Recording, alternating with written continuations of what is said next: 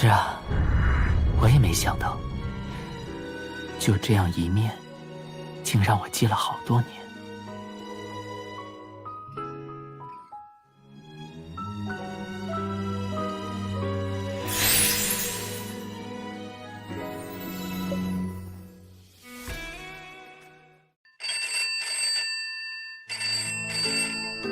喂，您好，这里是曼特宁咖啡馆。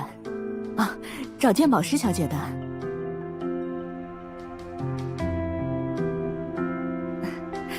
鉴宝师小姐，有您的电话。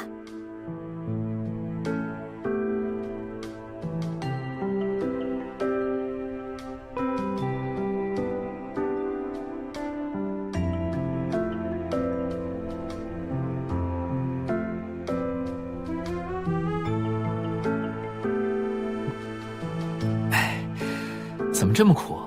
不是说好给我多加点糖和奶吗？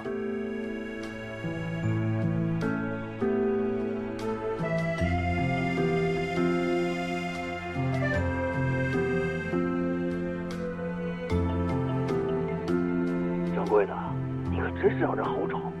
大曲寇记斋，你的小伙计说你在这什么咖啡馆？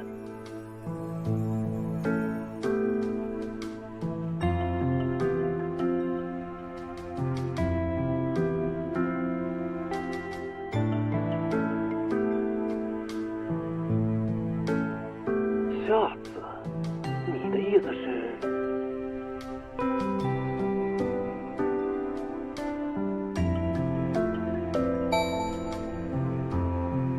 老板，能不能再给我拿几包糖啊？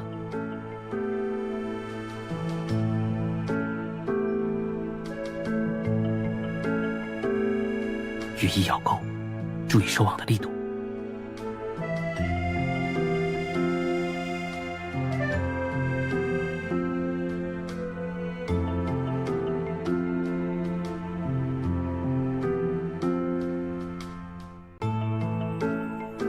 明白了，多谢掌柜。结账。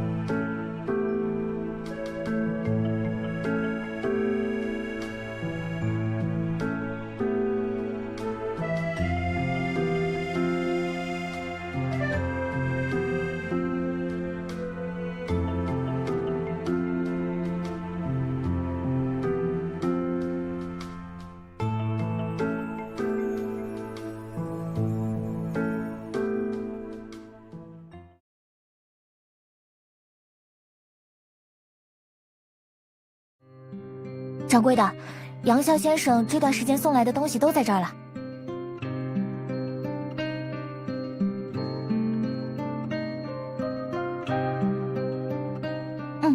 那你也别熬得太晚了。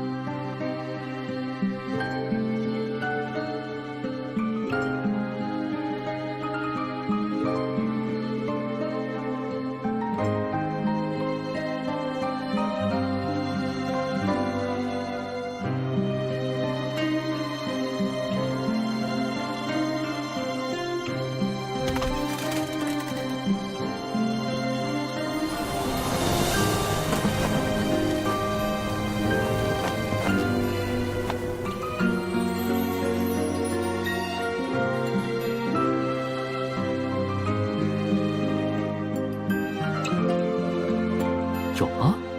我什么时候应承过这种事？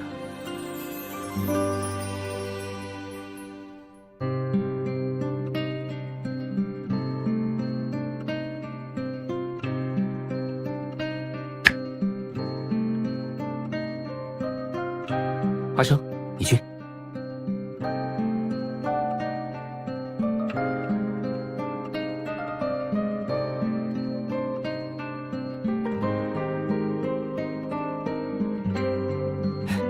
物尽其用嘛。看了这些天了，可有看出什么门道？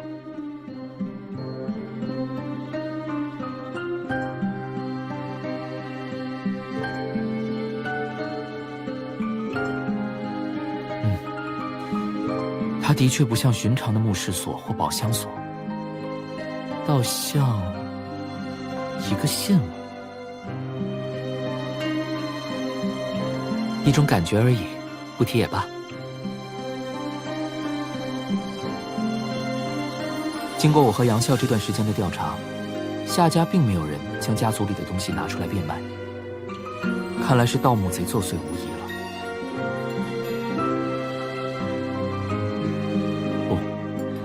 这才是最奇怪的地方。我家中埋葬先人之处有重重机关保护，我也检查过了，并没有任何被闯入的痕迹。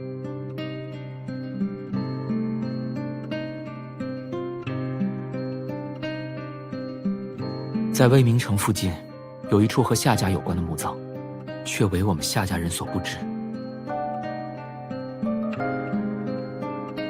前尘欺压处，心魄自此生，听起来像是与轮回新生有关，但单凭我们在这里空想，只怕想破头也无用。既然那些盗墓贼能把这所找出来，说明他们肯定接触过出处。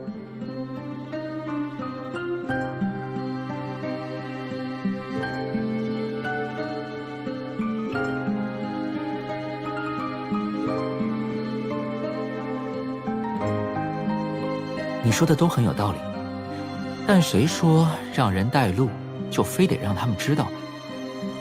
盗墓贼一向唯利是图，只要我们略施小计，诱惑他们重返旧地不就好了？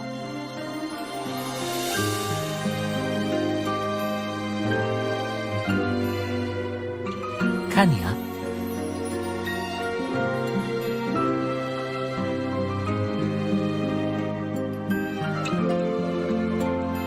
看你有没有成为一个好演员的天赋。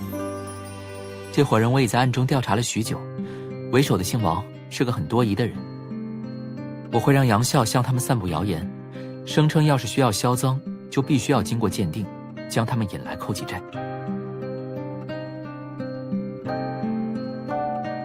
然后你就编个由头，说那个墓葬应该有更多值钱的物件，他们就肯定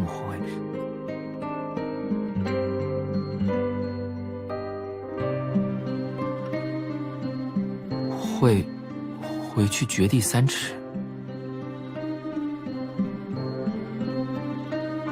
到时候就交给我，还没有哪个盗墓贼能甩掉我的追踪。只不过到时候我们肯定不能在这里进行这一切，他们将赃物送来之后，一定会派人日夜监视你。如果我贸然出现在这里，必定会引起他们的怀疑。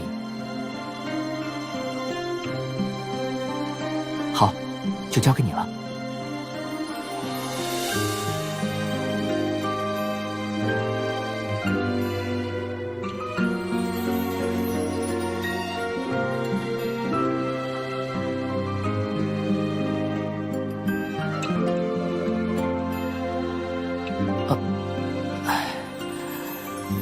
许是这几天没休息好，有点头晕，医生说吃些糖就会好。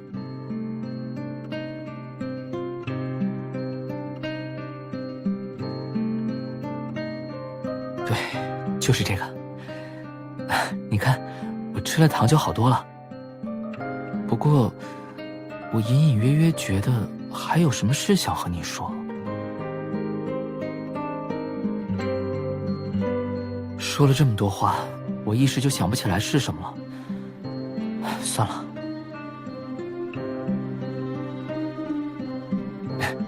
说不定我就只是想说，今天的月亮很圆，想和你一道看看。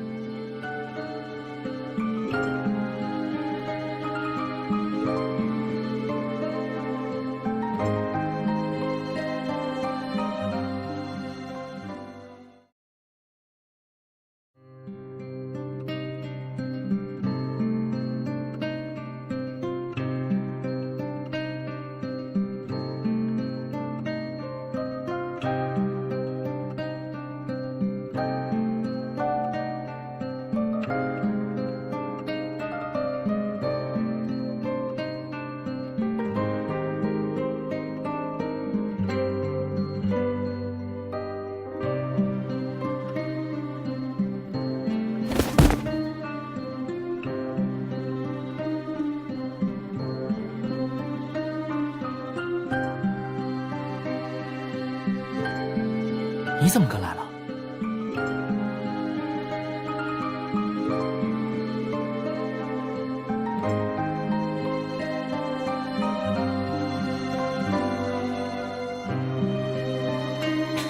这里很危险，你不敢来。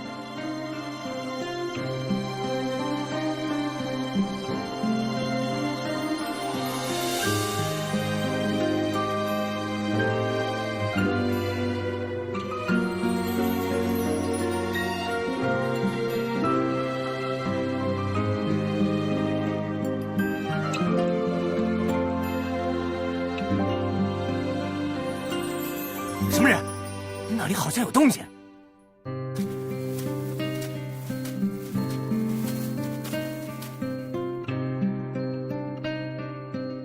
原来是这野兔子，吓老子一跳。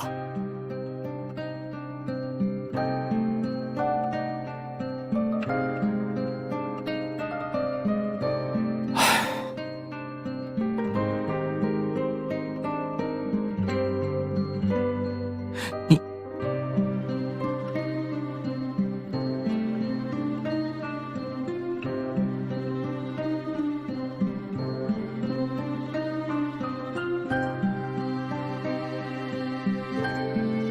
跟紧我，不要擅自行动，万事小心。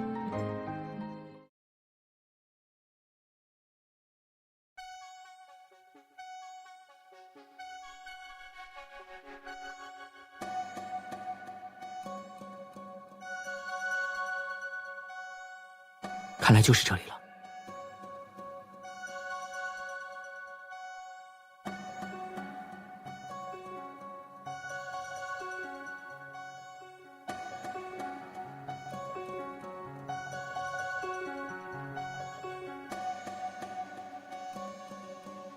呸！白忙活一场，根本没什么值钱的玩意儿。对方人多势众，尤其你还在这里，贸然动手绝非上策。好不容易找到了墓穴的位置，我们还是迅速调查为好。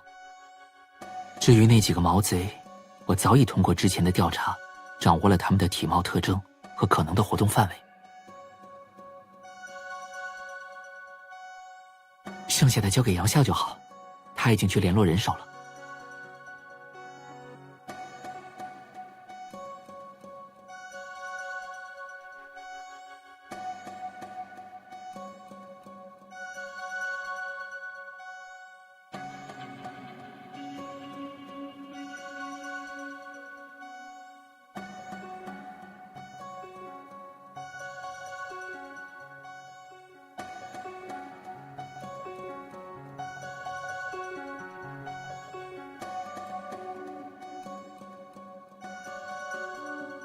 而且刚才那伙人翻找了那么久，还是一无所获，看来这地方没那么简单。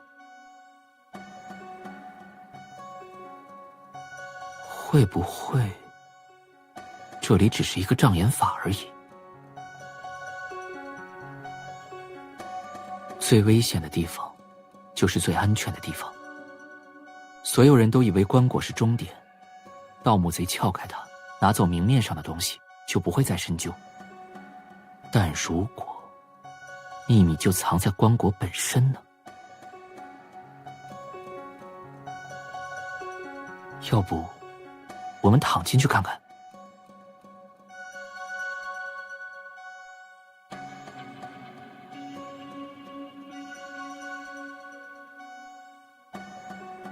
放心，有我在，他们不会怪你的。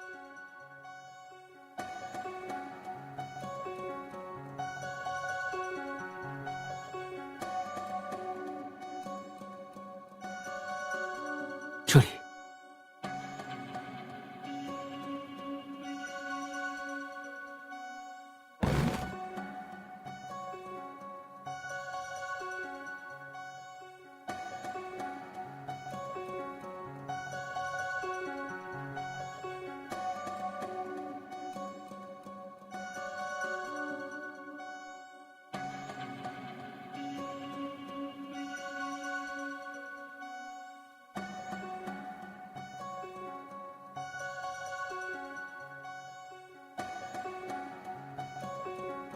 前尘欺压处，心魄自此生。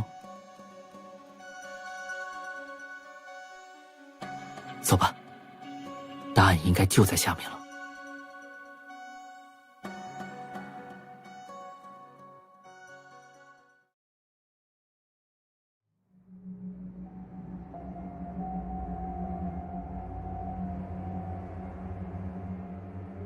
还好吗？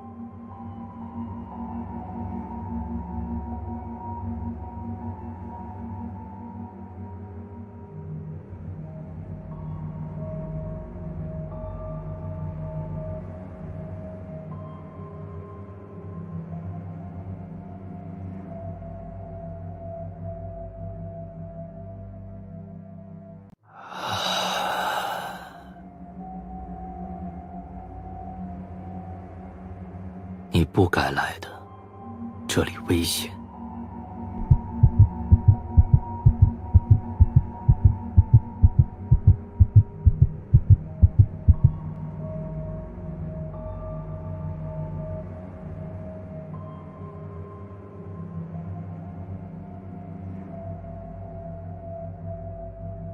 那把锁很重要。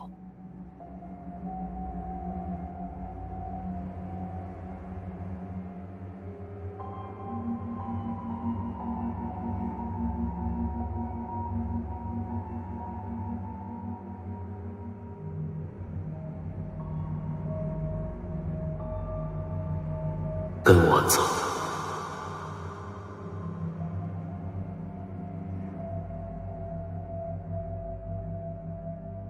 别怕，我在。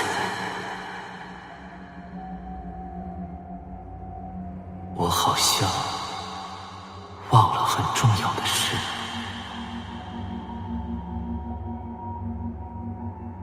你知道那种感觉吗？身边的人一个个都变得面目模糊，到最后连自己都忘了。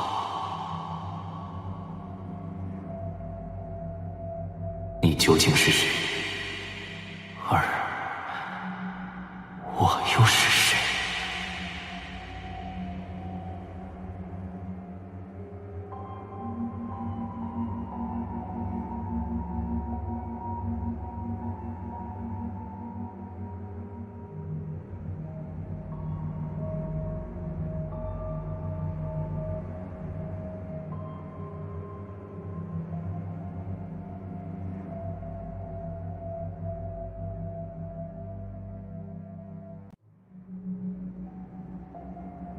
无奈初探此境者，投疾汝毙，知命途殆尽。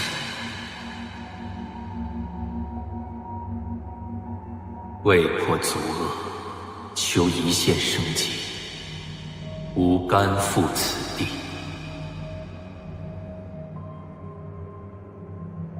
阴差阳错至此，逝水不归。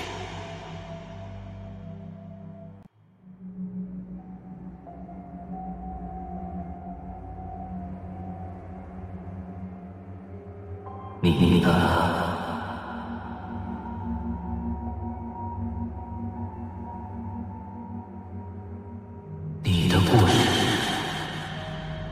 你为何而来？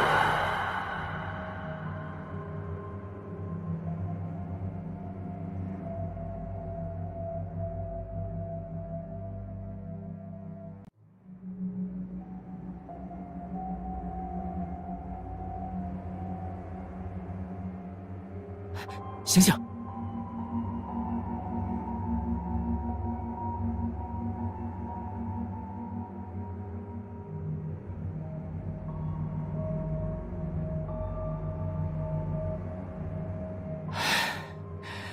你没事吧？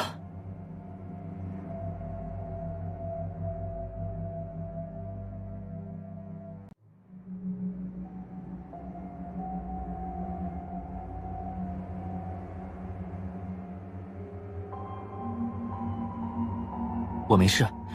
其实我们夏家每一代都会有几个人天生便可免疫各种幻象与毒物。正因如此，我们夏家人才可以如入无人之境般去往各种常人无法深入的地方。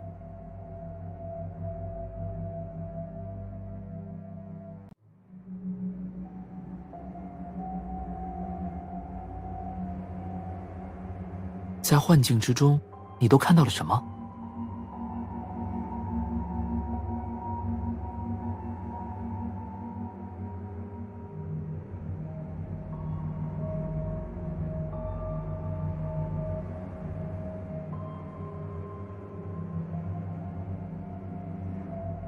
这里太暗了，跟紧我。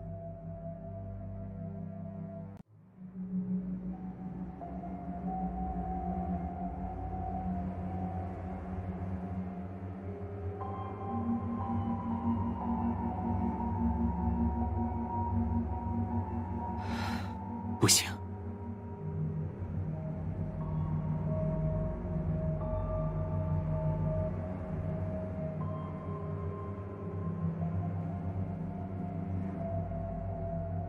这样走下去只是原地打转，感觉镜子和声音都在干扰我们的判断。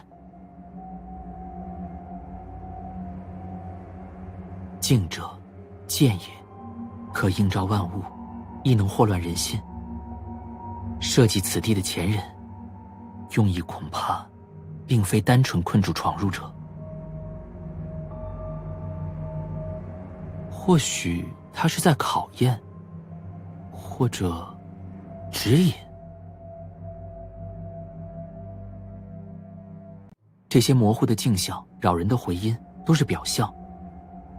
我们越是依赖眼睛去看清出路，依赖耳朵去分辨方向，就越是深陷于重重迷雾之中。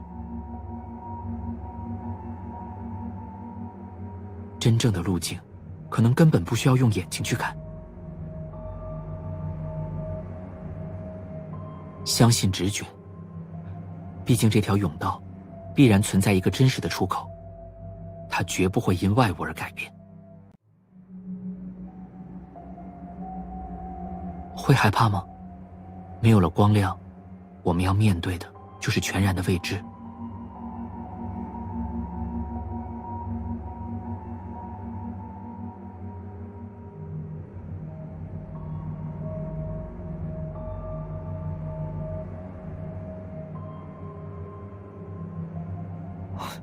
我在呢，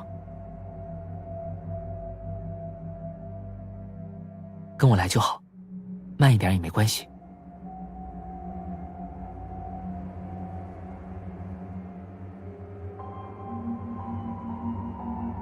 是这里了。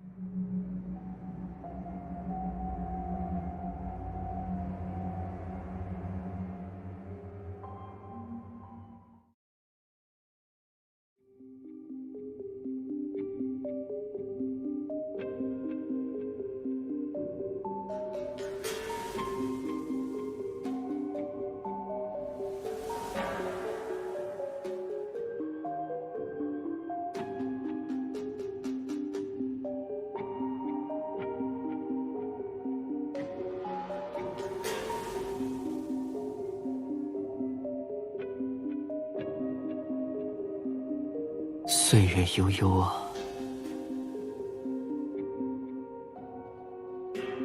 究竟是在这里遇到了什么事，才会有这么深刻的回忆呢？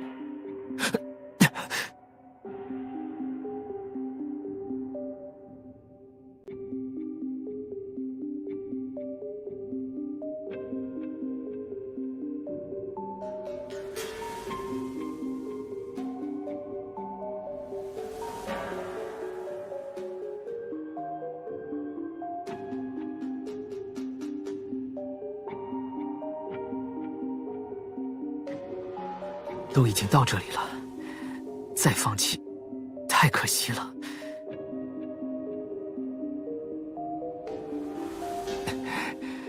我有预感，这趟旅途的终点就在不远处了。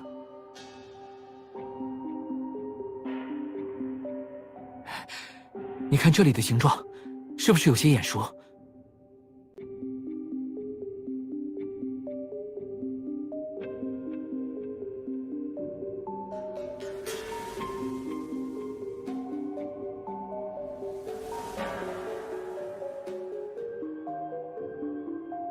看来确实是这样，但这里没有任何固定锁的装置，需要一个人一直在这里对准位置。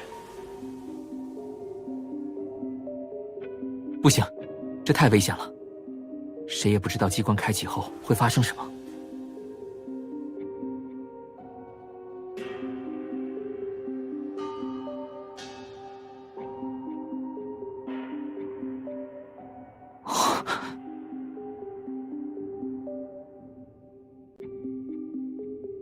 一切有我，我绝不会让你有事。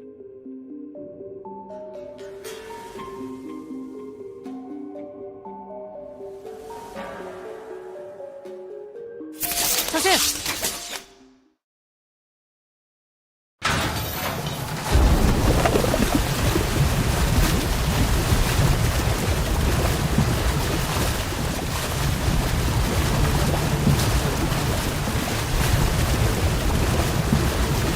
我没事，守好你的位置，千万别动。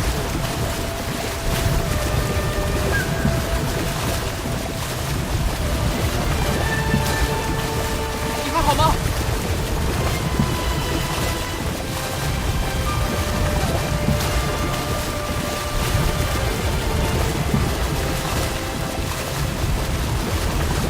再坚持一下。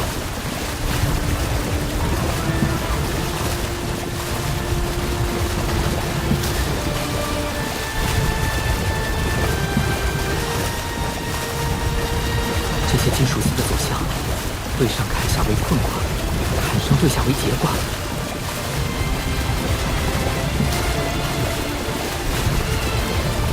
知道了，这些金属丝并非完全静止，而是在极其缓慢的移动交织。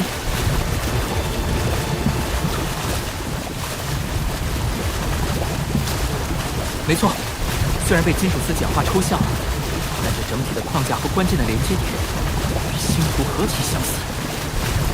看来破局之关键必在楼顶。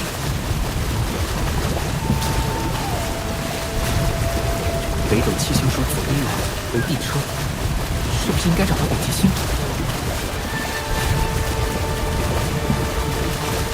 北辰居其所而众星拱之，北极星在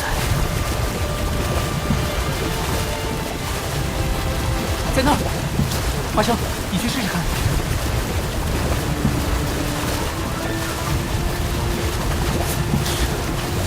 怎么会没有机关按钮？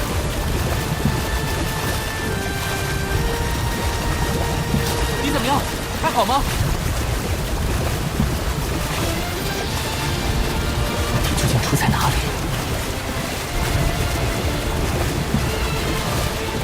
此刻我在地底，所见星象是依照相反的镜像才对。我看到了。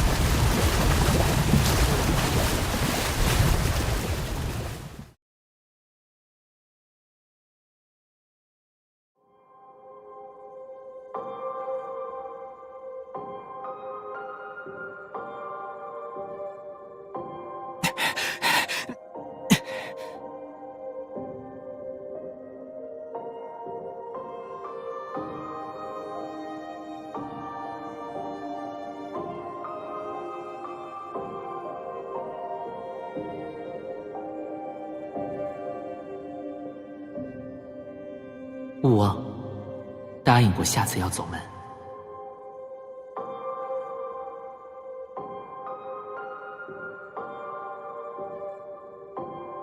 勿忘曼特宁咖啡馆之约。头很痛，他又问我了，我说不出口。勿忘，绝不能忘，他是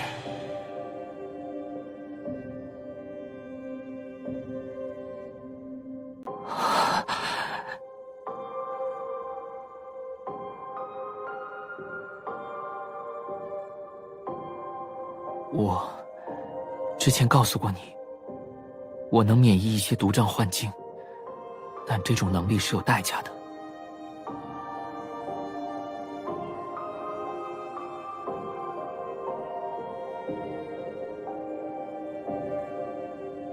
对，每次头一疼，我就会发现自己的记忆慢慢在消失。越是努力去回忆，头就越疼，记忆也消散得越快。这些笔记是我能想到的唯一能抓住一点过去的方法。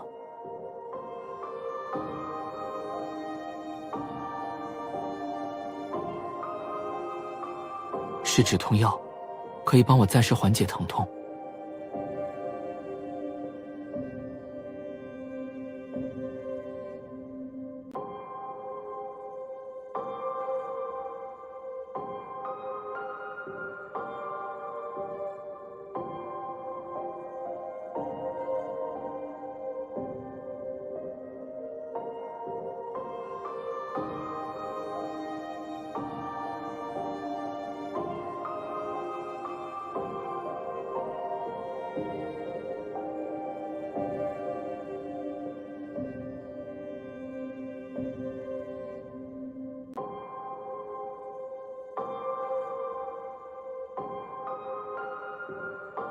我喜欢看你无忧无虑的样子，如果将这些告诉你，我就成为了让你痛苦的根源。我不愿，也不想。如果必须有人痛苦，就让我一力承担。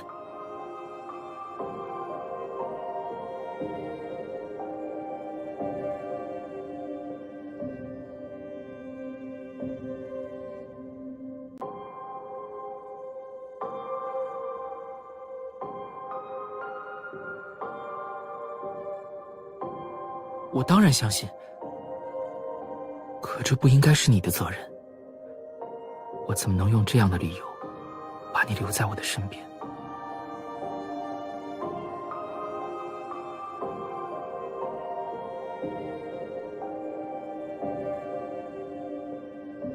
你知道你自己在说什么吗？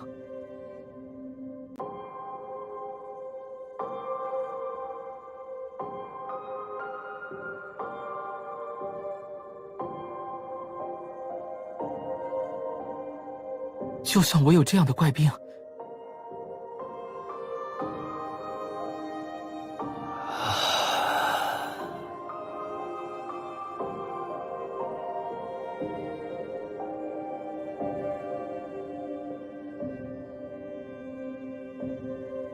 你明知我的心，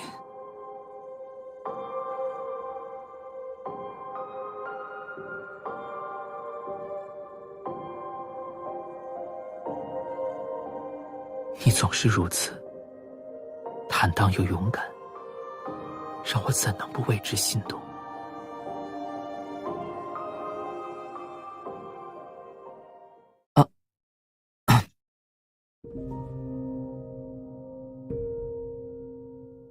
我可以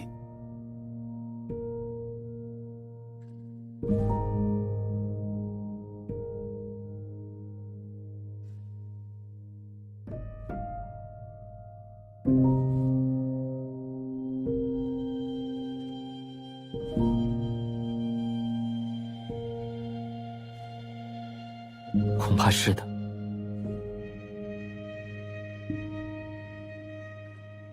现在想来，这些先辈或许就是在对这种逐渐失去自我、遗忘所爱之人的际遇而悔恨不甘吧。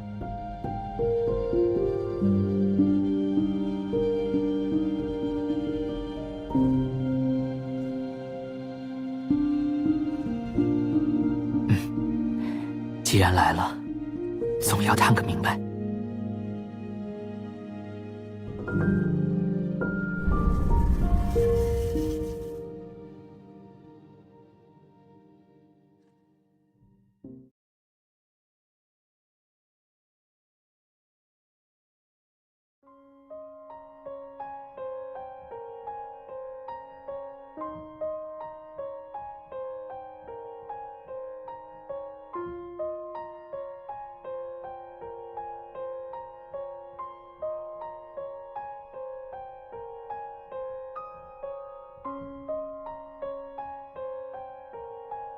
这不是普通的石碑，这叫做流影石。制造这种石头的技术早已失传，没想到今日竟能得见。据说想要启动其上的机关，需要一个特殊的钥匙。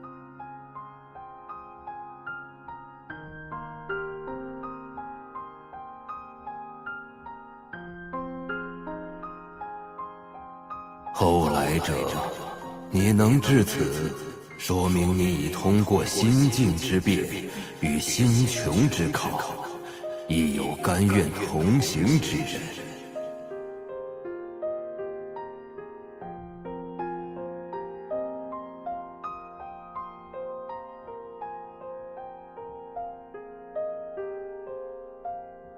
基座下有共振装置，应该是做了一个一体的机关。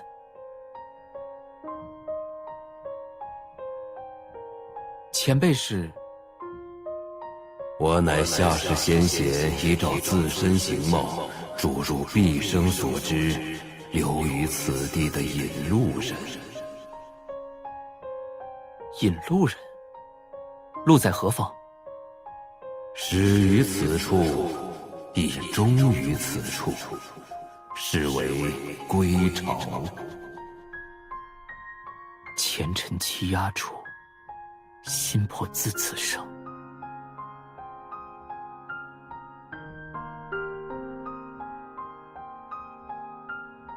下世血脉偶有异禀者，可洞察虚妄，抵御百毒。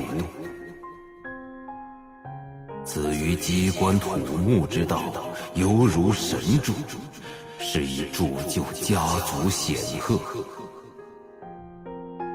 然此能如同双刃之剑，随年岁增长，着实神魂，引发剧痛，此即为时异之时。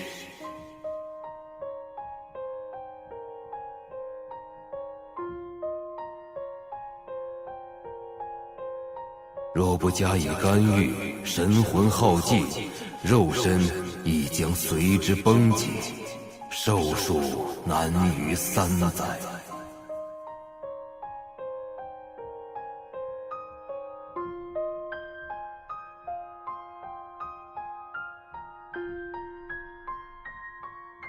为延续血脉，先祖穷尽智慧，以渡鸦归林之意，返璞归真，于此地设下归巢之意。利用此地特殊的地脉能量与机关阵法，引导受术者主动剥离封存所有记忆。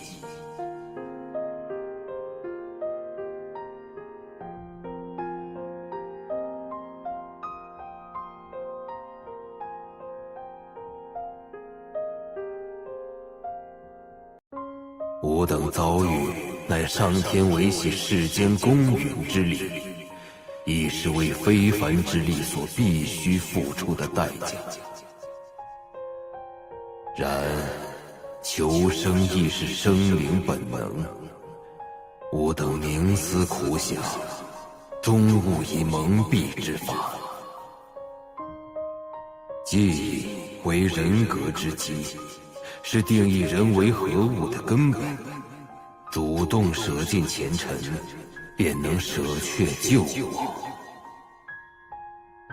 借此法得以存续的肉身，如同初生婴孩，一片空白，在天道看来，自然是一个新生之人。然一朝归巢，便若沉眠，或瞬息而绝，或经年方苏。譬若庄周大梦，造化弄人，时至自知。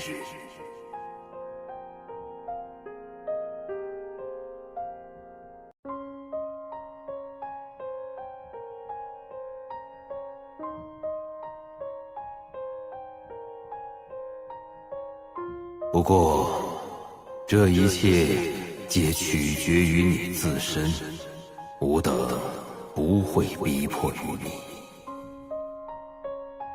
生与死，如何生，如何死，由你自己决定。好一个如何生，如何死！摆在我面前的，当真有过第二条路吗？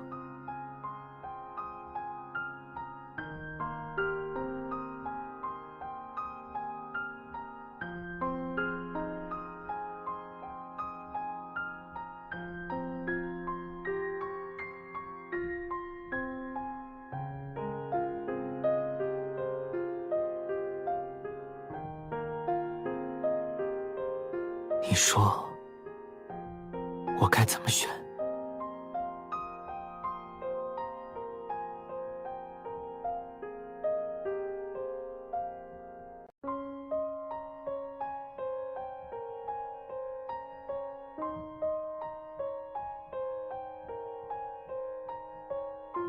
我应该忘记这所有的一切吗？我应该舍弃这个记得你的夏宴吗？放弃所有记忆，不就等同于夏宴这个人的死亡吗？更何况，归巢之后，若是我睡了太久太久呢？我们还能再见吗？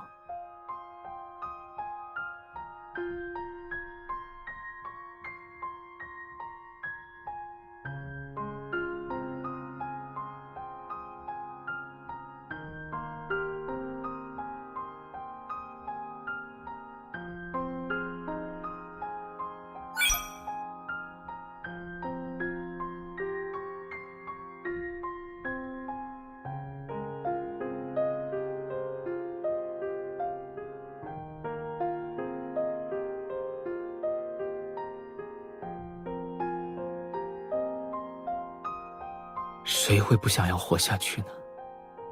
我想看朝阳晚霞，看云卷云舒，看四季荏苒，一切如初。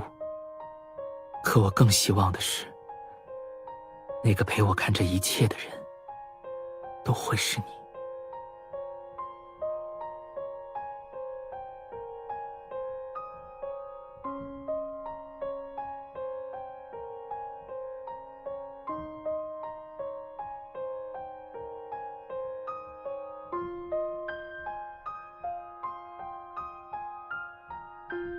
好，我永远不松开。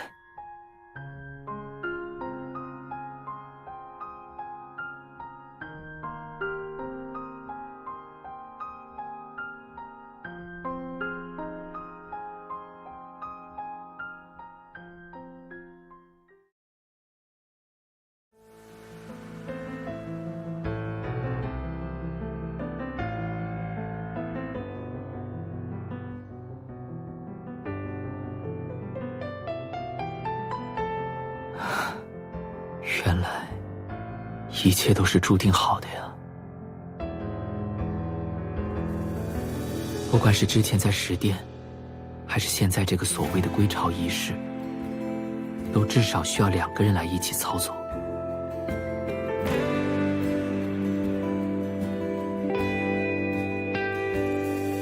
看来每一位来到这里的夏家仙人，都不是孤独的。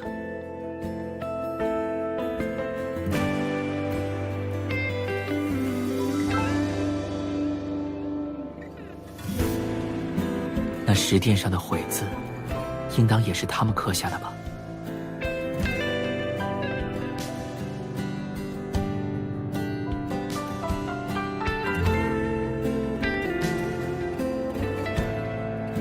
原本是想和你聊一聊，让你别那么紧张来着。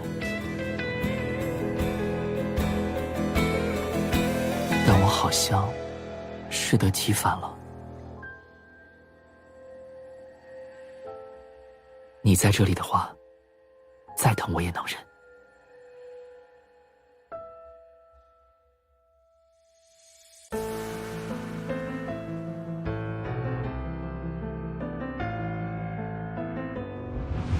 说了这么多话，我一时就想不起来是什么了。算了，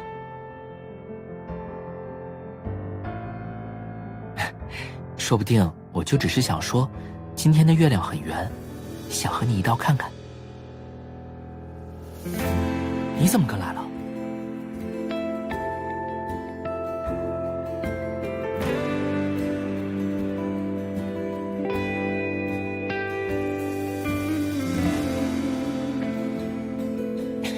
这里很危险，你不敢来。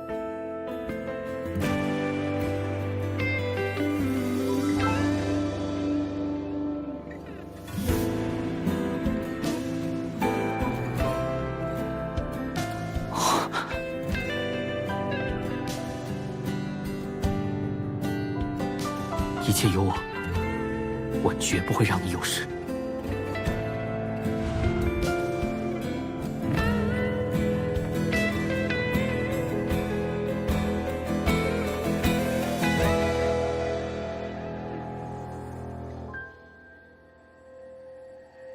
第一次见面啊，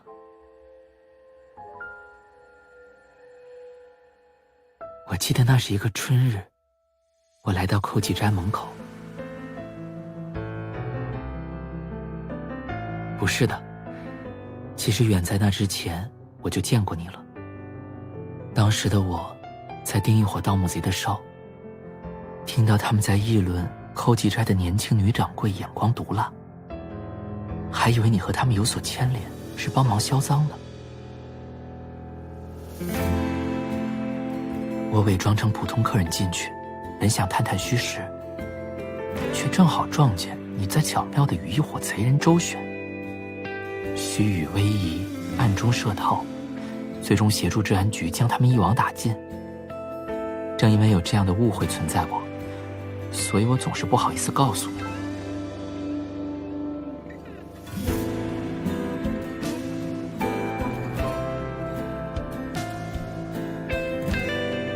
那一次，你给我留下了太深的印象，所以后来再和你见面，我表面上故作镇定，心里其实满是庆幸，庆幸能有机会真正的认识你。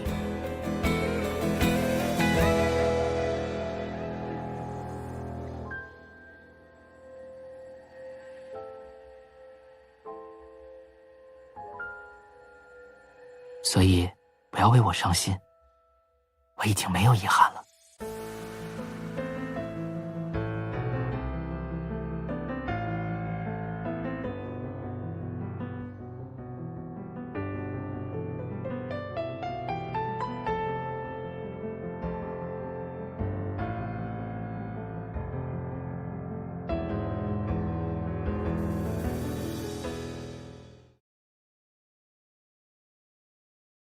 掌柜的，掌柜的，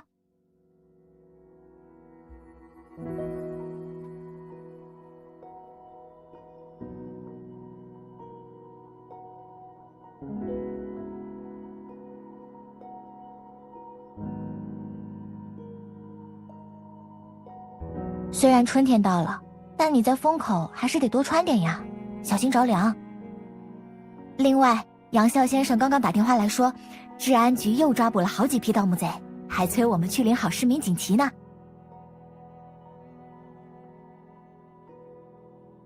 唉，要是能全都忘了才真好呢。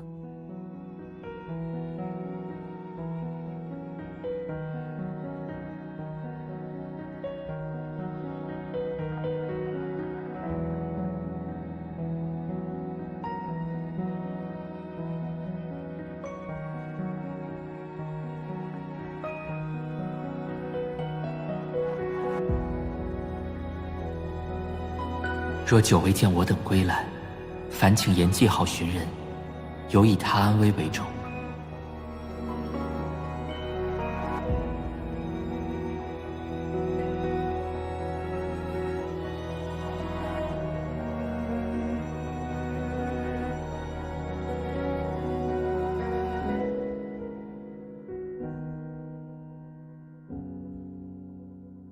糖炒热白果，香是香来，糯是糯，野里开花2粒大。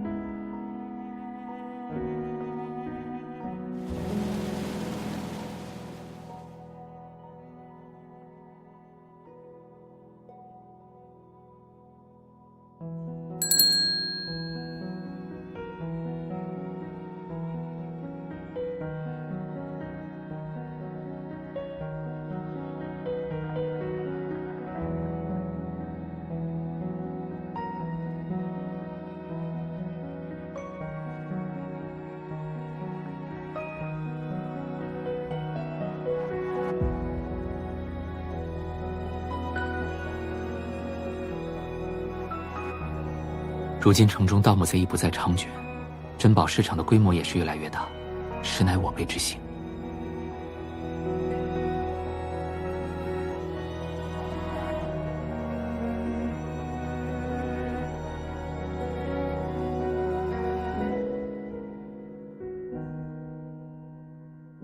掌柜的，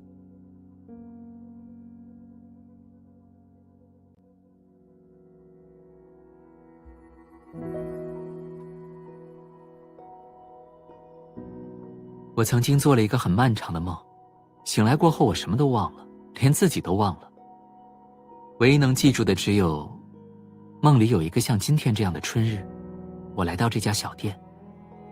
那天也是这般天气晴朗，而你就站在光里。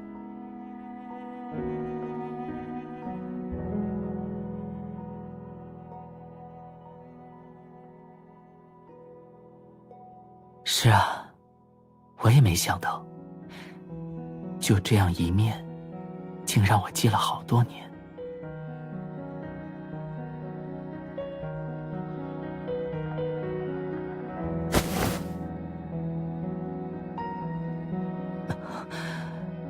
抱歉，是不是让你久等了？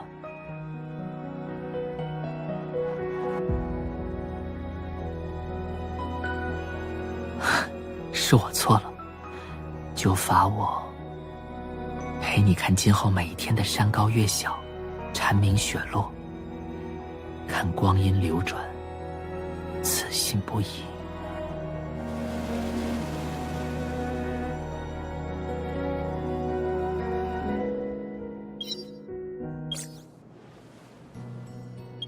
梦中人，展信安。请原谅我这般称呼有些失礼，只因我终日回想，却还是未能忆起你的名姓。而每次梦中见你，我又总是不知如何开口，无论是问你的姓名，还是介绍我自己。其实，自我醒来，我总会觉得自己与这世界有些格格不入，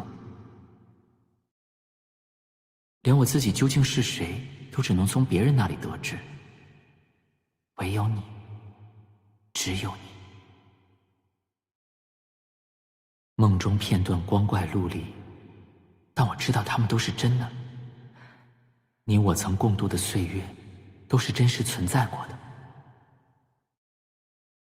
我曾于一个春日，见过你周旋于盗墓贼间，用自己的智慧将他们人赃并获。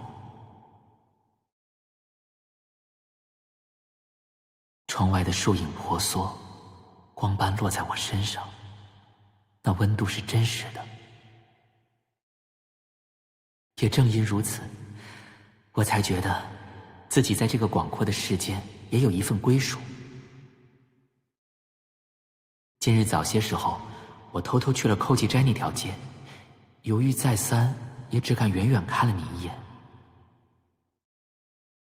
我想，我还是没有准备好，大抵是有些害怕，你会觉得我与曾经的自己有些不同。但我也知道，终有一天，我会推开那扇门，而你一定会在门后轻声唤起我的名字。写至此处，我忆起一句诗：何当共剪西窗烛，却话巴山夜雨时。